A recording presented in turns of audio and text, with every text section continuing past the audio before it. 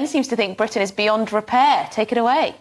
OK, now, events of the last couple of weeks have really got me thinking about the kind of country I want to live in and where I want to raise my family. Never would I have thought that those I share this land with would support the kidnap, torture and murder of fellow human beings, let alone brazenly celebrate such depravity on the streets of this country.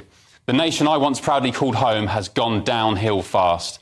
From uncontrolled mass migration and the highest tax burden in decades to our imploding health service and low-grade education.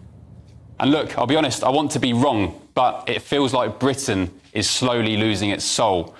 So tonight, I challenge my fellow panellists to give me 3 good reasons why I shouldn't ditch the UK for, say, the likes of, I don't know, Dubai, where the sun always shines, tax doesn't exist, a zero-tolerance approach to crime means the streets are safe from scumbags, and authorities know what it means to have conservative values.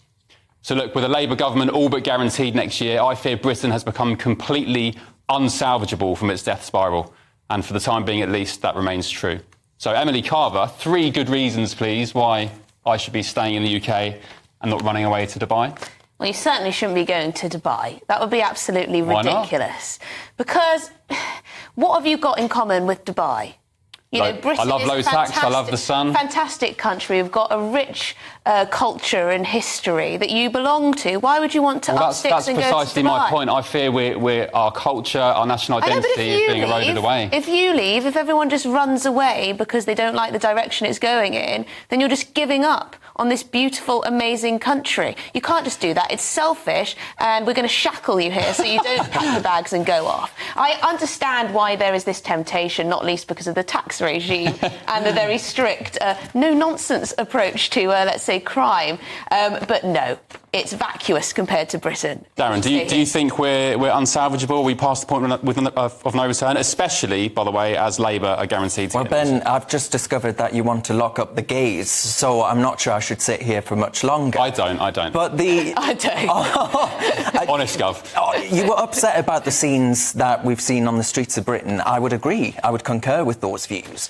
But what I would say to you very gently is that if you think the views are going to be different in Dubai, you're in for a rude awakening. No, but the difference is, here, we tolerate diversity, we tolerate inclusion, we promote inclusion. Everyone's ideas are welcome. Yet, from my point of view, in the last couple of years, I feel like Britain, despite being one of the most diverse, open and welcoming countries in the world, to all races, all ethnicities and religions, we get trodden on and we get taken advantage of. If you go to Dubai, they have strict laws. I don't agree with the LGBT laws, by the way, let me just make that clear.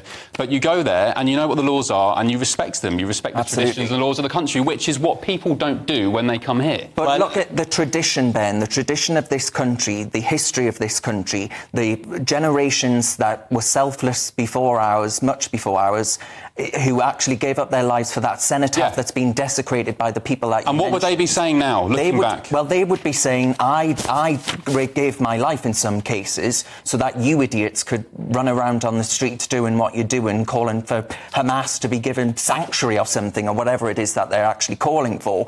But I think actually you would do those people a disservice to turn around now and give up on Britain. I'm not willing to do that. I'm actually maybe a little bit more with you, but not for the same reasons.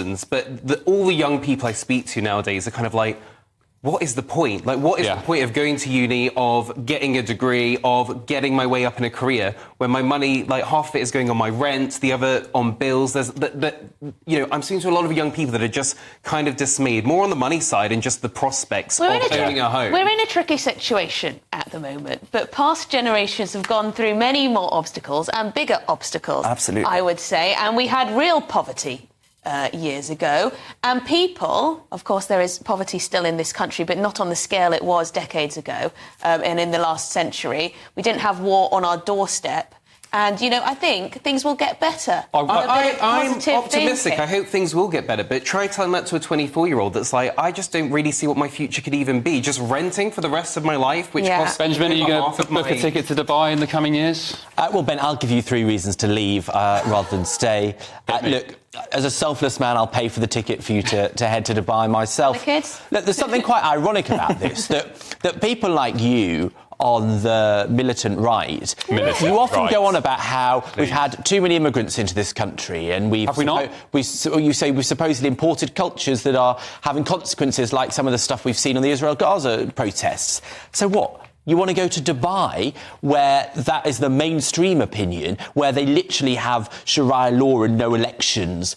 I mean, it makes no sense whatsoever. The UAE came out and strongly condemned Hamas's attacks on Israel and supported Israel. I bet they did. Well, they got a little bit of money flowing in the other direction. Okay, you're very naive. From an economic perspective, we've got uncontrolled migration. No, the young people, as Lewis said, aren't going to buy houses anymore. There's no chance of them getting on the housing ladder. Why wouldn't you look, maybe not just to Dubai, why wouldn't you look to Eastern Europe, Poland, anywhere, Bulgaria? Well, Poland is set to be richer than Britain per head by 2030 because of the Brexit. Well, there we go. That's my point. Not because of Brexit, by the way. Not because of Brexit. Can I say very quickly, I went to Dubai earlier this year, and it wasn't really on my list, but I wanted to pop in to see some friends. And it was... The shape. I was really impressed by it because there was buildings going up everywhere. It felt like there was development, there was deals being done, there was business and economy moving. And I just thought, my God, I wish we could get that back in this country. Well, you know what? I'm trying to put a positive spin on this, but I am, like you, a bit depressed about the state of the country at the moment. And I think how Jewish people are feeling has been... Well, it's actually been keeping me up at night. What's been happening, people dismissing anti-Semitism, some people saying, oh, you know, it's not that big a deal almost, or it's nothing to worry about too much. And then walking past near where I live, one of those posters of a kidnapped Israeli hostage having been torn down just down the road from where I live, that made me feel as though if Jewish people don't feel like they belong or they don't have sanctuary and community here, then, you know, what's it all been for? The last couple of weeks has been a realisation of we're in a position and in a state of affairs where I didn't think we were. It's disappointing, it's soul-destroying, and, you know, not just for tax reasons, but if you want to... On that note, well, that's all we've got time for on that debate.